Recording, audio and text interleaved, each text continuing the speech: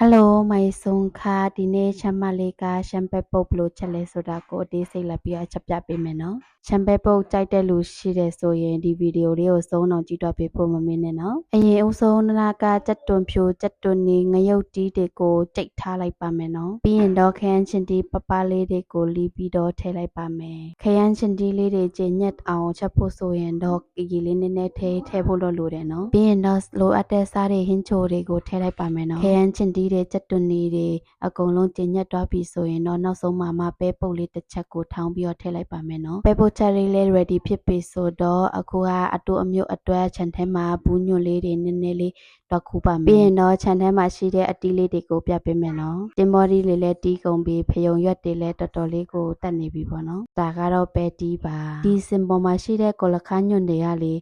နာတို့စိုက်ထားတာတစ်နှစ်ကျော်ရှိပြီဒါပေမဲ့သူကလေတိတ်ပြီးတော့မချင်ဘူးတော့တခြားအိမ်ရောအဲ့လိုမျိုးပဲလားတီးရဲ့လူများရှိရင်ပြောပြပေးပါအောင်နော်ခုနကခူးလာတဲ့ပူးညွန့်လေးတွေပဲတီးတွေရှိတာလေးတွေအကုန်လုံးပြုတ်ပြီးတွားပြီးဆိုရင်စားလို့ရပါပြီခါဘိုင်ဘိုင်